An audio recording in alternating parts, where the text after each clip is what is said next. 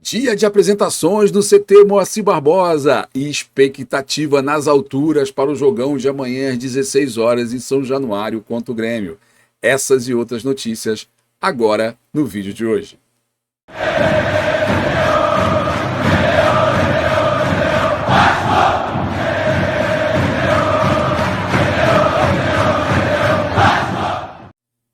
Olá Vascaíno, olá Vascaína, sejam todos muito bem-vindos. Eu sou Adailton Senna, mais conhecido como Dadá, e você está no Bolorento Futebol Clube, um canal de notícias do Vasco.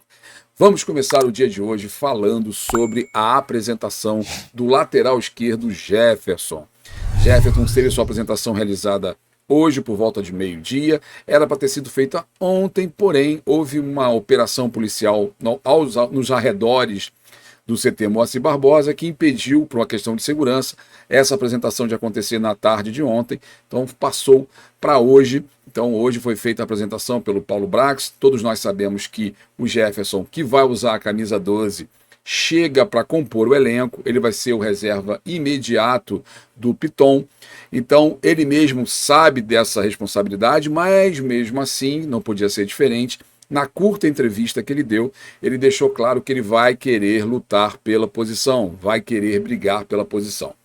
Isso é muito legal porque isso de alguma maneira bota uma pulga atrás da orelha do Piton. Então o Piton agora começa a ter uma ameaça. Sabemos que dificilmente o Piton vai perder a posição para o Jefferson, só se uma catástrofe acontecer. É mais um jogador para compor elenco mesmo, para substituir em eventuais cartão ou eventuais contusões, como já aconteceu agora nesse campeonato. Então é um jogador para compor elenco. Foi uma entrevista muito curta, ele respondeu 3 perguntas. Se mostrou um rapaz muito... no início da entrevista ele estava um pouco nervoso, mas depois ele relaxou um pouco mais, demonstrou ser um rapaz muito humilde, falou da importância de ter o Ramon como seu treinador. É a primeira vez que ele tem um treinador estrangeiro, então ele quer aproveitar tudo que ele puder do Ramon nesse momento, realmente para a carreira dele estar num clube como o Vasco e ser treinado pelo treinador como Ramon Dias, com certeza vai acrescentar e muito na carreira do Jefferson. Desejamos toda a sorte do mundo ao Jefferson, que chegou, está já registrado, está devidamente apresentado. Logo depois da apresentação do Jefferson, teve um intervalozinho ali de uns 15, 20 minutos e veio a apresentação do centroavante Pablo Verratti. Verratti, como ele mesmo disse que é a pronúncia do seu nome, né? Algumas pessoas, como eu, chamava de Vegetti, e é Verratti. Segundo ele, é uma origem italiana, o seu sobrenome, e se pronuncia como Verratti. Verratti foi apresentado pelo Paulo Brax, que elogiou o atleta, agradeceu o atleta por ter aceitado o convite do Vasco e agradeceu aos profissionais do clube, tanto os profissionais da área financeira quanto os profissionais da área de documentação, porque de fato foi em tempo recorde a contratação, a apresentação e o registro e a apresentação do Verratti. Foi muito rápido. Segundo o próprio Paulo, as negociações retomaram na terça-feira à noite, porque o Vasco havia começado no início da janela uma conversa com o Verratti, a coisa esfriou, porque o Vasco estava tentando lá o Michael Santos. Chegou agora na terça-feira à noite, voltou às tratativas com o clube, o Belgrano, que o Verratti defendia, a coisa acelerou, deu tudo certo, o Vasco conseguiu colocar o jogador aqui rapidamente, conseguiu registrá-lo e já está em condições de jogo. Verratti vai jogar com a camisa número 99, chega muito motivado, ele tem isso como uma grande oportunidade na sua carreira. Ele disse que, para mim, é um grande passo na carreira, um clube com tanta história como o Vasco, que está passando um momento esportivo que não é um dos melhores, mas eu gosto de aceitar desafios e por isso vim dar o meu melhor para colocar o clube onde ele merece estar. Me passou uma impressão muito boa, ele encara isso como realmente um salto na sua carreira. Ele disse que estava muito bem no Belgrano, era muito querido pelos profissionais, pelos jogadores, pela torcida, mas que estava numa zona de conforto e que resolveu dar um passo adiante na sua carreira. Muito provavelmente ele tinha lá um salário por volta de 15, 20, talvez 30 mil dólares e vai vir para cá ganhando muito mais. Então, para ele, que tem 34 anos, vai ser um passo muito importante nessa sua carreira. E eu acredito muito no jogador. jornalistas que conversaram com pessoas da Argentina, com jornalistas da Argentina, se você entrar no perfil do Belgrano, se você vê torcedores do Belgrano, foi uma tristeza muito grande a saída do Verratti de lá. Os jornalistas argentinos elogiam demais a postura dele em campo, a relação dele com os companheiros. Ele era capitão da equipe do Belgrano. Então, assim, é um jogador que eu acho que vai somar demais. Sorte que temos no elenco vários jogadores sul-americanos, que vai facilitar um treinador argentino, por exemplo, que vai facilitar essa integração do Verratti para ele quando ele consiga estar realmente acolhido para poder render o máximo. Já está registrado, já vai ser relacionado, só não sabemos ainda se ele vai ser aproveitado de início no jogo de amanhã. Isso é um mistério. Alguns dizem que ele deve ficar no banco de reservas, outros apostam na sua inclusão logo de início. Então vamos aguardar para ver o que vai aprontar o Ramon. Outra dúvida esclarecida pelo Paulo Brax é com relação a não compra e sim o empréstimo do Verratti, porque apareceu no bid que era um contrato de empréstimo. Isso foi por conta da agilidade, para que tudo isso pudesse acontecer, para que o jogador pudesse estar pronto para o jogo de amanhã, foi necessário que ao invés do Vasco efetuasse a compra efetiva, fosse feito um empréstimo com o valor do passe fixado e o cumprimento de algumas metas fáceis, que segundo Paulo Brax não ia divulgar, estaria no contrato, mas são metas muito simples, muito fáceis, que com certeza o Verratti vai cumprir. Então foi uma manobra que o Vasco fez para poder agilizar a inscrição do jogador. Muito provavelmente o empréstimo demandaria menos documentos e isso agilizaria a inscrição do jogador junto a transferência junto à FIFA e a inscrição junto à CBF. Então assim foi feito perfeitamente, nenhum problema, nenhum atropelo. O jogador já está no bid e já está pronto e apto para jogar já nesse domingo, se assim desejar o nosso treinador.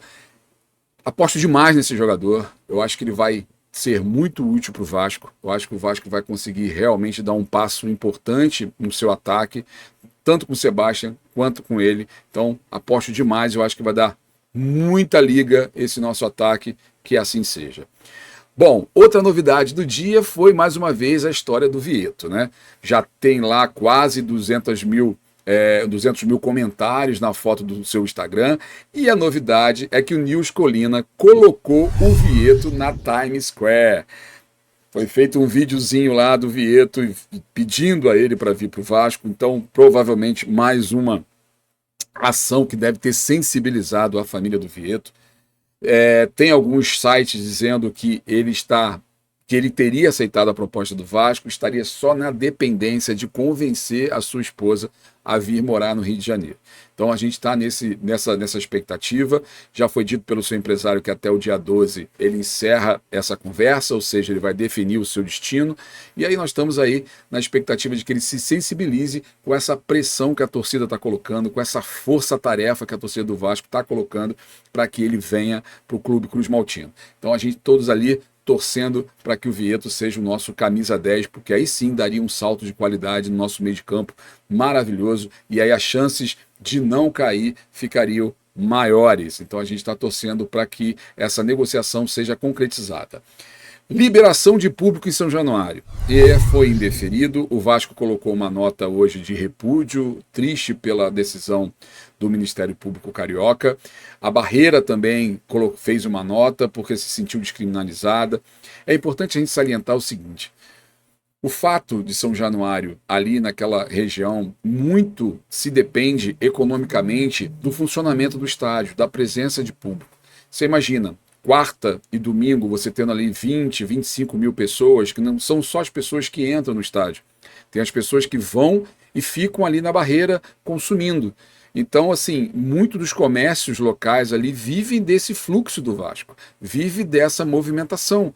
Então, são os bares, são os ambulantes. Então, muita coisa se movimenta em função do Clube de Regata Vasco da Gama de São Januário, do estádio lotado. E você impedir que tenha jogos, já temos lá 3 jogos, três rodadas que não tivemos jogos com público, estamos indo para a quarta amanhã, e aí isso com certeza está influenciando na economia local. E isso não sensibilizou ninguém.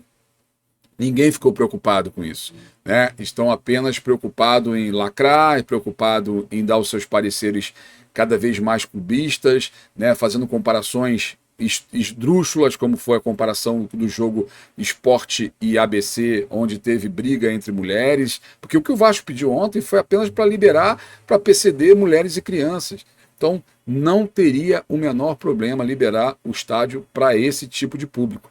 Mas mesmo assim, infelizmente, não foi possível. Então fica o protesto aí da Barreira, fica o protesto da direção do Vasco da Gama, da Vasco SAF, porque realmente não dá para entender o que os caras estão pensando.